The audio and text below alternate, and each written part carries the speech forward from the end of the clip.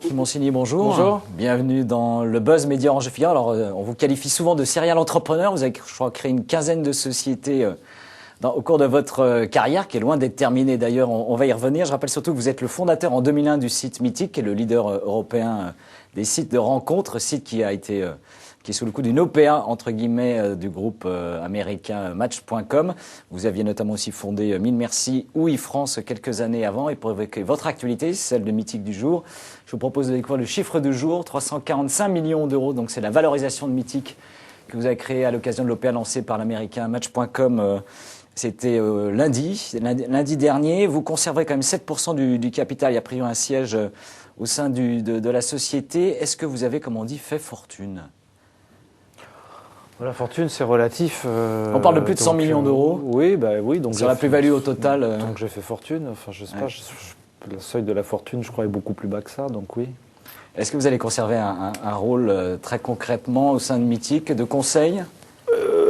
Oui, il a été évoqué le fait que je puisse. Moi, je resterai un actionnaire disponible dans Mythique. Donc voilà. C'est quoi un actionnaire disponible ? C'est que si quelqu'un a besoin de moi dans Mythique, je serais ravi de venir donner un coup de main.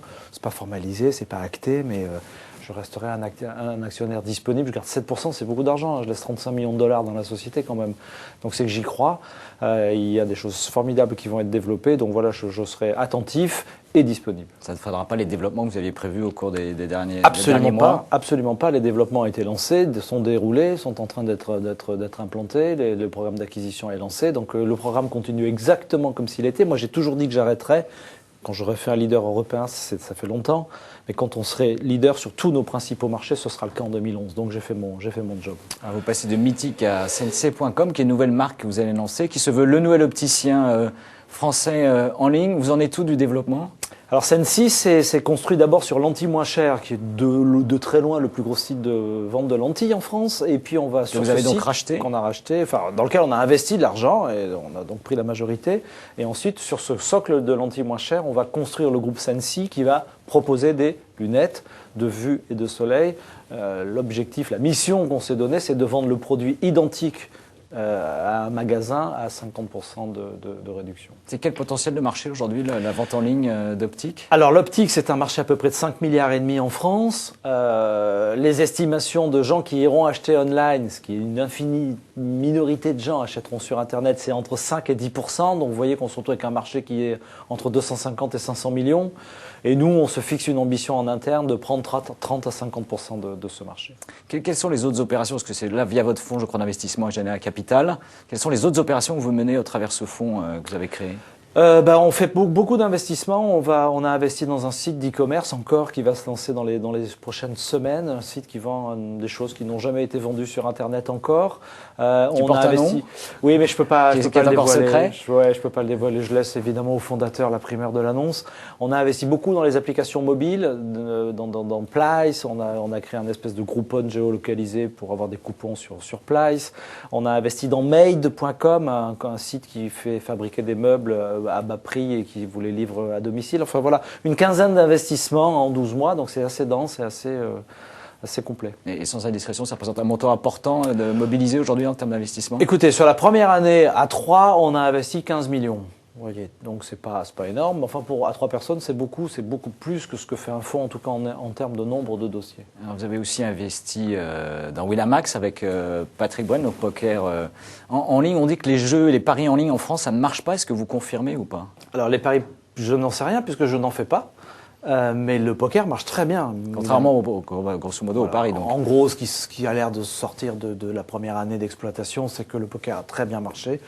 Le pari sportif, un petit peu moins qu'espéré, mais le poker est un franc succès. Et Winamax, dans cet univers, est le leader du marché français. On est très fiers de ça. Et vous l'expliquez comment c'est quoi ? Les Français sont moins joueurs que les Anglais, qui parient quasiment sur tout d'ailleurs, tout au long de la journée ? Moi, avec nos actionnaires de Winamax, on a décidé de ne pas aller dans le pari sportif et même d'arrêter celui qu'on faisait avant pour plusieurs raisons. D'abord parce que ce n'est pas vraiment du web. C'est pas de mécanique Internet, on arrive, on mise, il n'y a pas d'Internet, alors que le poker, c'est une vraie communauté qu'il faut animer avec des vraies technologies, donc c'est beaucoup plus Internet, c'est plus notre ADN. Et puis j'avais vu que dans tous les gros marchés européens, finalement, il n'y a que 2 jeux populaires. Et d'en mettre un troisième, c'est difficile et c'est ce qui a l'air de se réaliser. Le poker n'est pas un jeu, c'est un sport.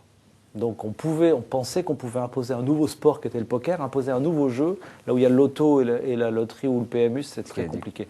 Voilà, on n'a pas essayé. Alors vous êtes, dernière question, membre du CNN, le Conseil national numérique installé par Nicolas Sarkozy. Rapidement, quel dossier vous comptez y défendre vous-même? L'optique, par exemple, vous voyez, parce qu'on n'est pas au CNN, qu'on a déjà une loi qui est sortie ce matin, qui veut réguler l'optique en France. Donc là, on se retrouve dans la situation où on est en train d'imaginer que l'État va imposer à des gens qui vendent sur Internet plus de contraintes que des gens qui vendent dans les magasins. Ce qui est très étonnant, ce qui va à l'encontre du marché, ce qui va à l'encontre de ce qui se passe partout en Europe.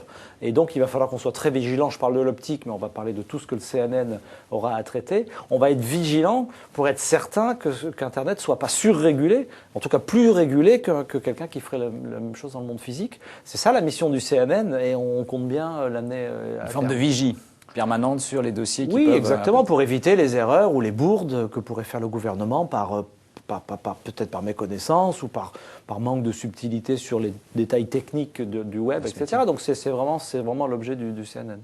Eh bien, Marc Simoncini, merci d'être venu et donc bonne route pour les nouveaux projets que vous portez. Et nous nous retrouvons non pas demain, mais vendredi avec un nouvel invité. Ce sera le patron du groupe Nova, Nova Presse également, Nova Radio. Merci encore et très bonne journée.